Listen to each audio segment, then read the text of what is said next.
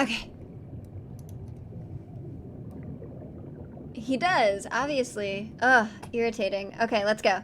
So he talks about the new dev company that Mike Morheim is in talks of, which is funny because he was supposed to be retiring after Blizzard, but hey, whatever.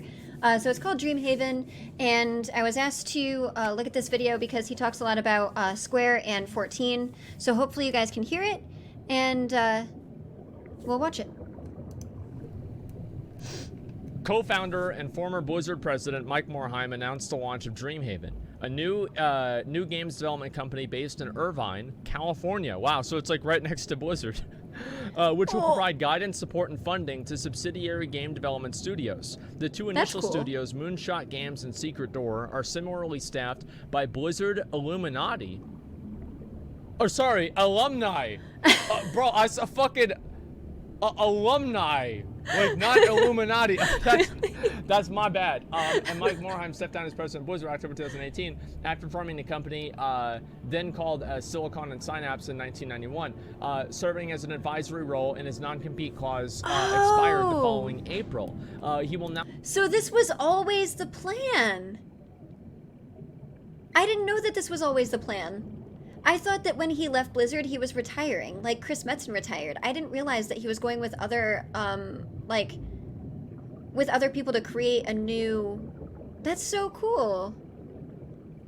And it's nice that they're giving guidance and support to other game studios. That's neat. I like that. But I never knew that that was the...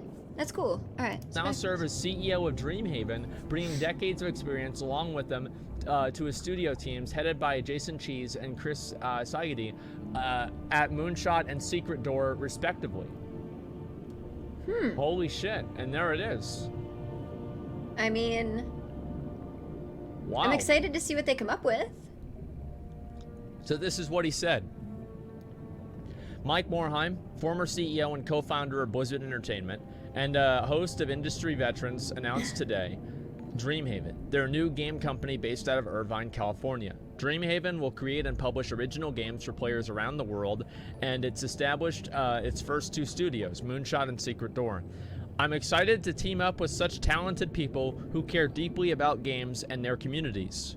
I've always believed in the power of games to bring people together regardless of backgrounds or boundaries. With Dreamhaven, we look forward to creating and sharing new experiences with players everywhere. The team at Dreamhaven came together around the common goal to empower creators, help bring their ideas to life, and create original gaming experiences that foster meaningful connections between players.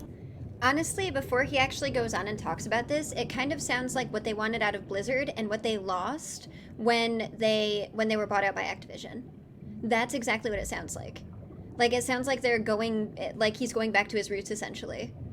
Which is cool.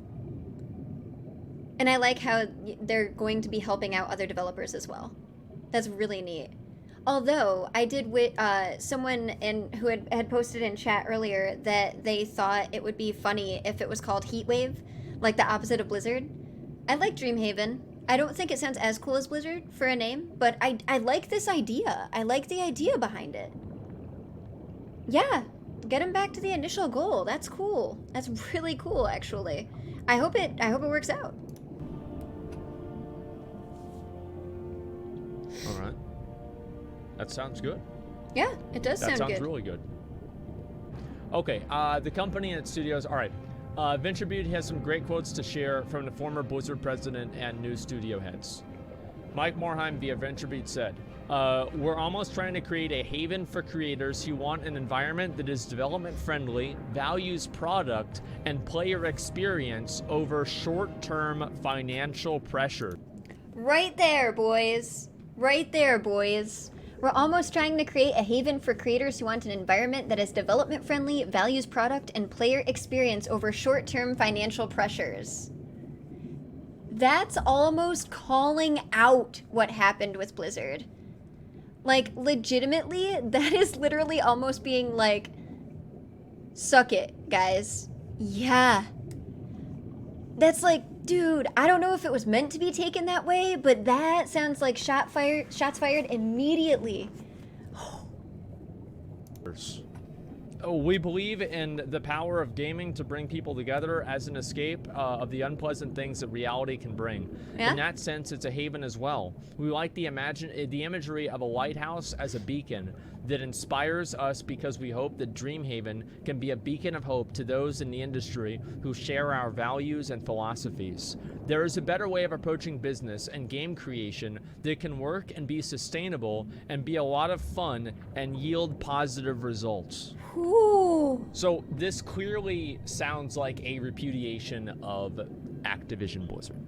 Okay, like I'm going to be honest, I think that everybody reads it, everybody sees it, everybody knows it, everybody thinks it. Now, is that really what he was going for? I think probably. Yeah. But he's trying to say it in the most, Professional. Like, he doesn't want to say, like, listen, man, we left that shit because Blizzard sucks. He's not going to say that, right? And so he's got to go ahead, he's got to talk around it, and he's being diplomatic and as diplomatic as possible while still being pretty I think he's being pretty on the nose about what his criticisms are with that. And so, but he just did. Yeah, he just did. Did you get him on the show? Imagine if he'd fired shots at Blizzard. He's not going to. Like, Mike's he's a smart guy. I don't think it's even a good idea for him to do that, honestly. Like, the thing is, if you ever build something as like a, fuck this, we're going over here, it almost never works.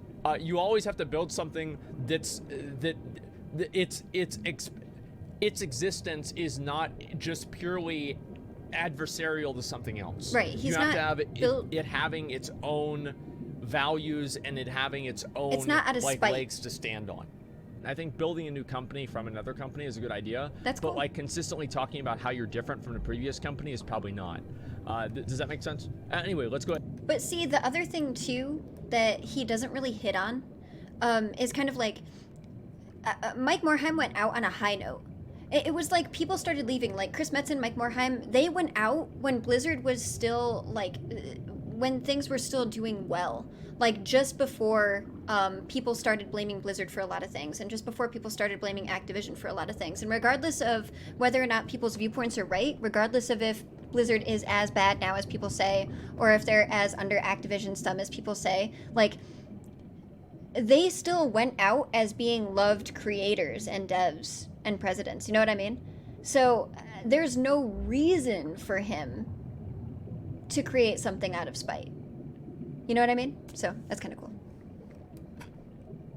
Go ahead and read the rest of these. They can make the games they are passionate about. They are in control of their destiny and hopefully feel like they have the best of both worlds. The entrepreneurial spirit, the stability and resources that often only larger companies can provide. Mm-hmm. That's great to hear. He's the CEO now, doesn't have to answer anybody. Well, no, but there's like public, like the thing is that there's like a certain amount of like decorum. There's a certain amount of politeness. Yeah. So anyway, I'll read the rest of this. I think he's making the right decision by talking about it the way that he is. I think so too. Anyway, we're not in a hurry to go out and get funding because the most important thing is to make sure that we retain control over the company's decision making. Bro, I mean. Oh, dude. I don't know, man. Do I need to take back what I just said? Maybe I do. Like, this is... I mean, he's not saying it, but damn, bro, he's saying it. Like, so you was... But that's the best way to do it, though.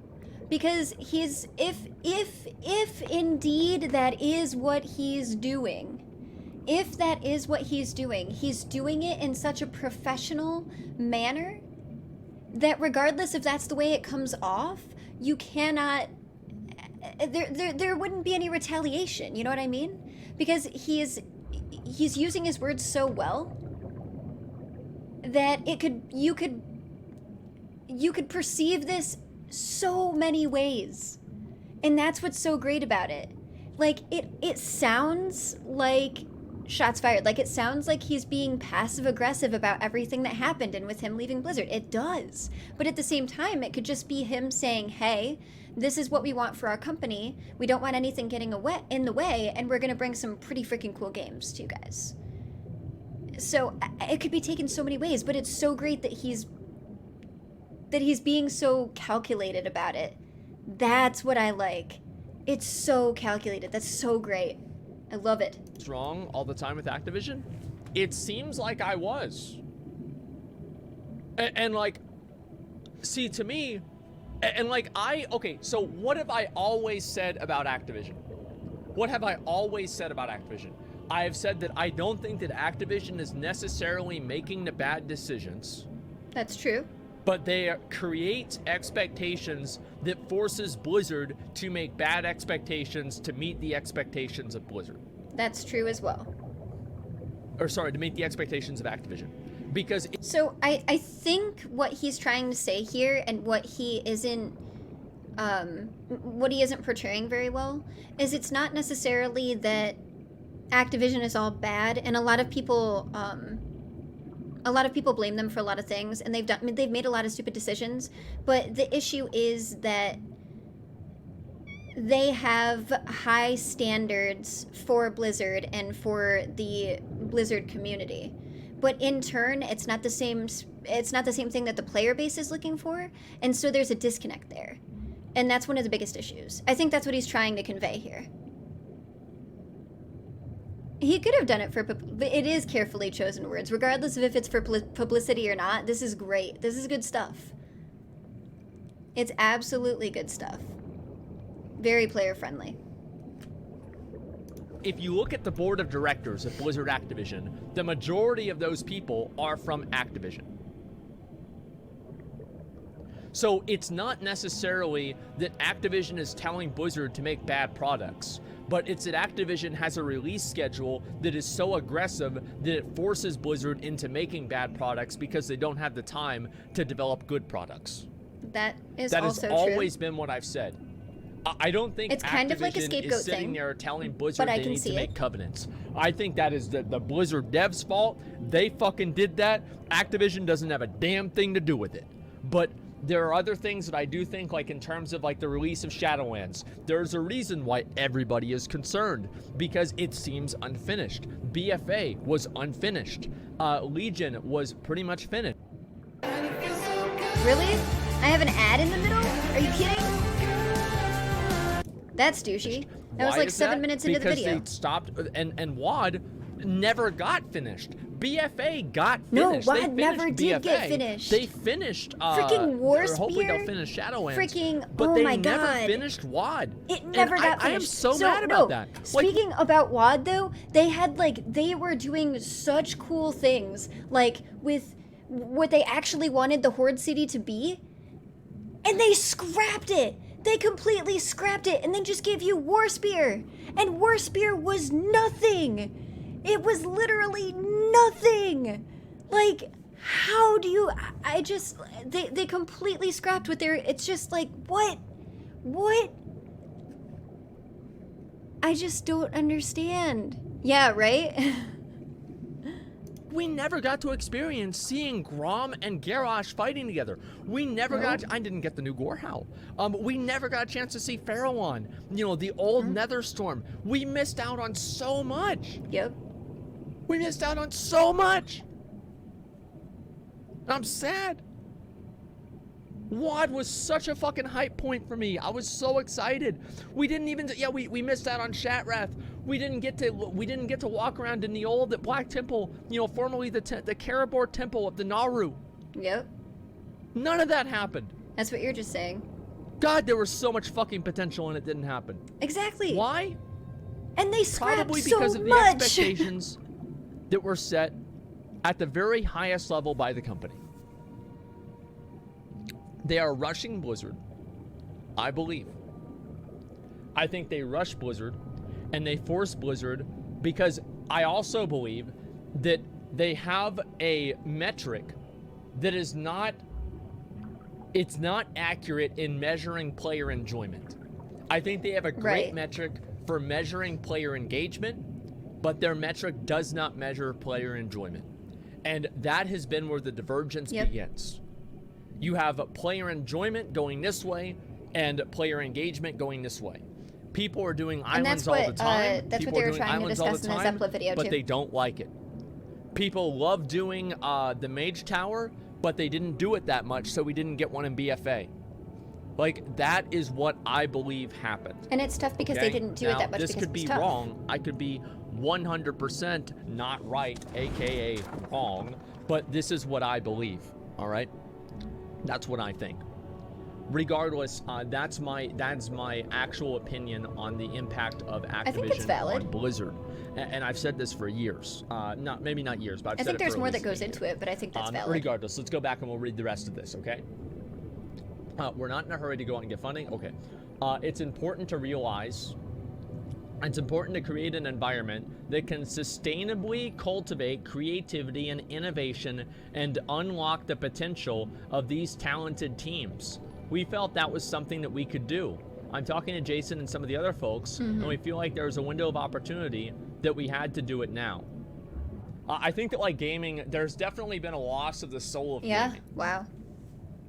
I don't know if anybody else feels like that, but I feel like there's been a diminishment of the soul of gaming.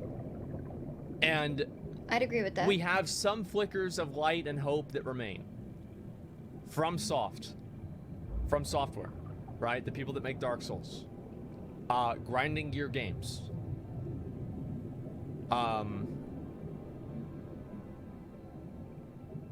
Nintendo. Unironically, Nintendo. CD Projekt Red. That's another one. And whoever makes Final Fantasy 14.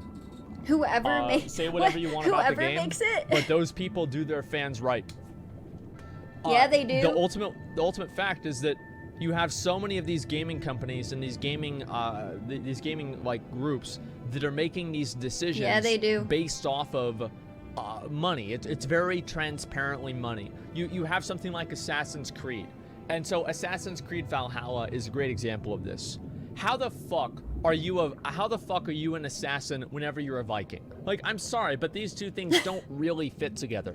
I like, mean, yes, that's true. obviously, in like, you know, like history, to some degree this was the case, but it just doesn't really, like, you watch the trailer for Assassin's Creed, and you think to yourself, like, when do you think assassin in that trailer? Whenever they're on the massive battlefield and the guy's cutting off, basically the fucking version of the English is the mountain. You know, he's like cutting him up. The mountain. No. Like, it's just bullshit. And like, so the games nowadays are being watered down. And I want to say this, right? I don't want Assassin's Creed Valhalla to appeal to me because I don't like stealth games and assassin games. So if Assassin's Creed appeals to me, that means it is no longer Assassin's Creed. And I think that it's good that there are games that I don't like and other people do like. Right there, guys. This is exactly what I was saying earlier. Regardless, no one has gotten him to play it, but it doesn't matter. It doesn't matter what games you like. It doesn't matter what games other people like, as long as you like playing them. And in, you know, my situation, that the games that I like, people like watching me play. Like, that is great. Right there. That and the fact that he actually says, like, regardless of if, you know, 14 is for weebs or whatever people want to say, or regardless of, like, what, like, Chad has said, or regardless of things that he said in the past, at least people know that that Square's dev team and that everybody that works on 14 has it going on. Like, they actually listen. That's awesome. It's so great to hear, like, somebody outside of this, like outside of the player base, who isn't biased at all, say this. Regardless of who it is. Like, that is cool. That is really cool. No, I know. I'm just saying, like, it's cool. It's cool. Does that make sense? Because that means that each game is being developed and made for a different person. And they're not being watered down to have a minimal milquetoast mass appeal. Yep. And I think that's what's happened. That's definitely what's happened. It's been Assassin's Creed for like 7 years. You see what I'm saying, right? I mean, like I'm just making one example. Like, you can use this example with many other games. That's the thing. that makes sense story-wise for Assassin's Creed, then maybe I could be wrong, but I was reading some comments of people being critical of like what I said about it, and these are people who are like big Assassin's Creed fans, and that's where I got my opinion from, is like what they said.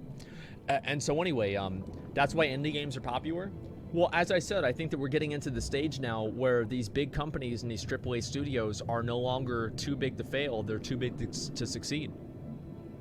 You're having a point where these companies are too large, there are too many people involved in order for them to be agile enough to respond to market pressures and market expectations. They're not agile enough to make development decisions that benefit the players. Like, look at what happened with Path of Exile. So Heist League comes out. I know a lot of you guys are probably playing PoE, or at least some of you guys are playing PoE. Heist was not enjoyable for a lot of people. So it was not enjoyable. Like, basically, you had to go into, like, so I'm not going to explain everything, right? But imagine you have to break into a bank. I actually just saw a trailer for Heist recently, which is funny, because it's been a thing, you know what I mean? Level higher, and once the alert bar fills up, you can't loot any more stuff out of the bank. Well, doing that sounds really cool, but the problem is that there are certain builds that just kill things like on accident. Right, with like minion builds that just have AI that attacks mobs. And also it just created a very unpleasant and stressful experience for the players. And so there were a number of other things, and Grinding Gear Games, less than a week after the league came out, fixed all of it. They removed that. They made it to where the mobs that you would just stand in front of the door and they just wait like this. Here's what they were like. Okay. Defend this door with your lives. And then you come through. Boom, you're fucking dead. That's it. That's it, you're dead. Like, and that's exactly what it'd be. And like, you get one shot, like at any high level. And obviously, you know, some builds wouldn't have that happen, but generally it's you know, it's pretty hard to deal with. And the point that I'm making here is that a lot of this kind of stuff, Blizzard, think about how long it would take Blizzard to fix something like that. That shit would get fixed in a month. That would get fixed in No, it wouldn't even be a month or 2 months. There are still things like, oh my god, what is that quest? And it's always been bugged. You have to get on the Kodo. You're supposed to ride the Kodo. And you have to get like the okay to ride the Kodo. And for some reason it'll always bug and you'll have the quest to get on the Kodo, but when you go up to the Kodo, the cursor doesn't change. What is it? I wish I could remember it. And you're going into the war, and then like, so you're riding the Kodo, and then he gets shot at a million times, and it ends up dying for you. Yeah, the one in the Barrens. What is it called? Kortusk? Kortusk? Kartusk? Kortusk. I think it's Kortusk. Kortusk.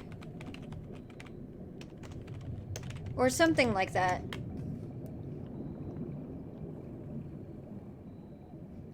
Quest.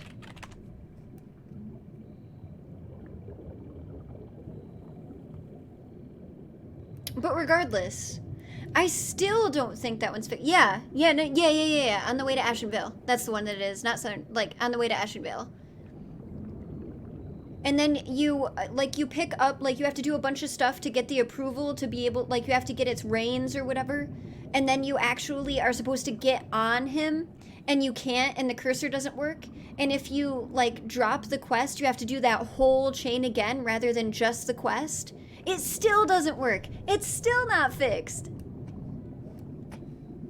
2 months. That would get rationalized by the developers in their roundtable of their fucking sitting there with their fucking faded jeans and you know, their Marvel t-shirts, agreeing with each other. And then they'd agree with each other so much they'd convince themselves that their wrong idea was right. So yeah. I think that the future of gaming... You know what it was? It wasn't Kortusk, it was Brutusk. That was the name. Sorry. I had to pause it because I just remembered the name was Brutusk.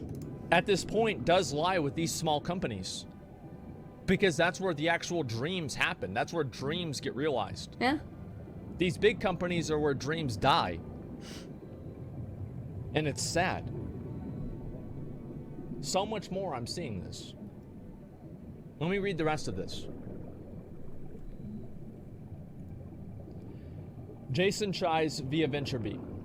I have tremendous respect for Mike as a values-driven leader, somebody who really had a lot of courage to accompany his convictions. Yeah, he quit. So the idea of working with him and getting this off the ground was the best of possible worlds. There's something a little bit magical about being a size where we can get everybody together in a room at one time and really talk about what we're trying to do.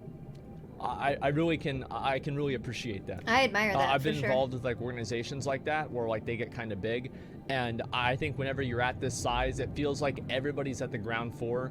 Everybody's opinion matters on everything, and people just like care about each other's opinions. Like there's not really a lot of like corporatocracy or. That's also when the stocks are good to buy. Or, anything like that. I like this a lot. Let me see here. I had tremendous amount of fun during my time at Blizzard and many friends who are still there. But is there unfinished business? There are more things that we'd like to do. There are more stories to tell, more games to make, and a need to figure out what developers and publishers look like in the future. This is an opportunity to build a company. There it is. I was familiar with Mike's values. In the 24 years, the things that stood out to me were the moments where we were working on projects and it was unclear whether we needed to push forward and just get something out or push the date back and get to the greatness. Yes, thanks for the disclaimer. Yeah, it is a good time, but I'm not responsible for stock market advice.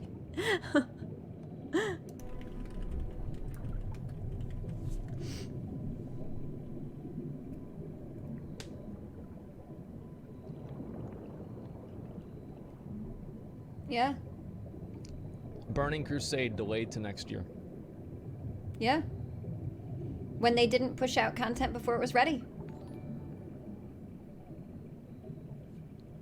I forgot about that. I forgot it was delayed. That's not bullshit. That actually happened. Yeah. By the way, best expansion ever. Just a little fun fact there. Shadowlands coming out next month, by the way. Anyway, let's see here. Mike led the way through making tough decisions to the point where he was allowing enough time for the greatness to form and get it through the quality that it needed to be. It's similar to what Mike said.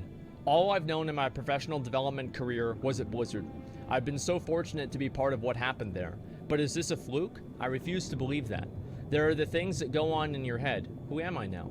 This is what's part of that's part of what's driven my decision to do this. They really can't delay things in today's game industry? Well, of course they can. They've delayed Cyberpunk multiple times, and CD Projekt Red isn't going bankrupt. What do you mean? People are delaying stuff all the time right now. How many times has Cyberpunk been delayed?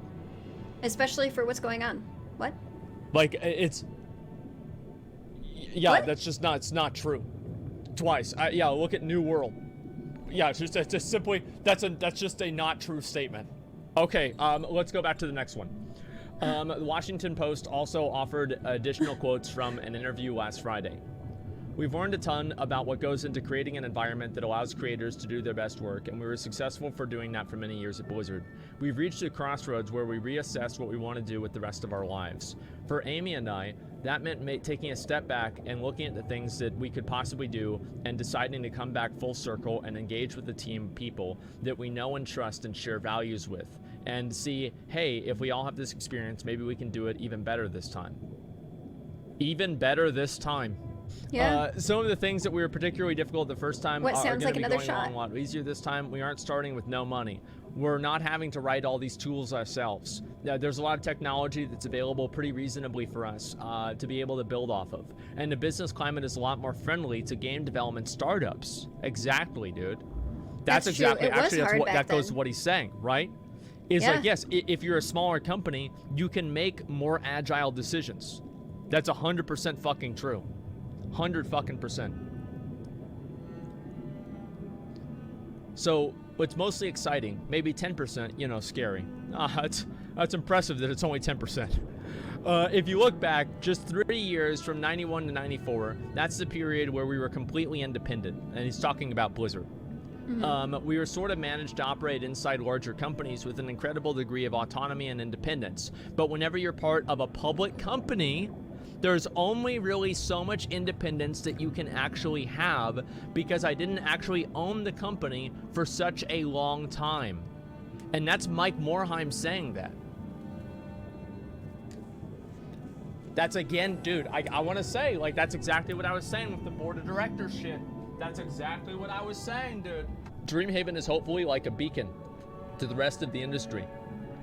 Maybe we can lead by example and show that there's a better way of doing things and approaching the business of games and treating your employees and treating your players. Obviously, you have to have success in product creation. You too, broski. Have a nice night. And success financially to back that up. But that's what we're going for. Wow. Well, shit. I know. Well, shit. That is... Well, shit.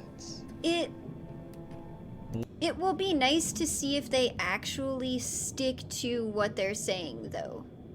Because they could be it could all be just a publicity thing to go against Activision Blizzard at the moment, even though it doesn't necessarily seem like it, even though it does seem like some of the things they're saying are taking shots.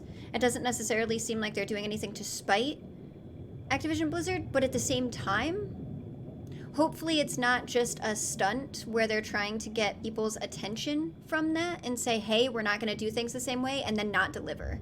You know what I mean? That's what I'd be afraid of. Well, shit. Listen. This is a huge, like, positive. This is a huge win for it gaming. if it stays they that have way. They have a website. Okay, yeah, here's their website right here, Dreamhaven. Join us on a new adventure. Look at that. Holy shit. Our values, goals, and team, learn more. Shared values, purpose, and trust are required to create an environment that cultivates creativity and innovation. I mean, that's cool, but I want to see what games that are in Strong development. teams that learn and evolve over time are more valuable than individual products or ideas. That's true. The global community of gamers can be a force for good.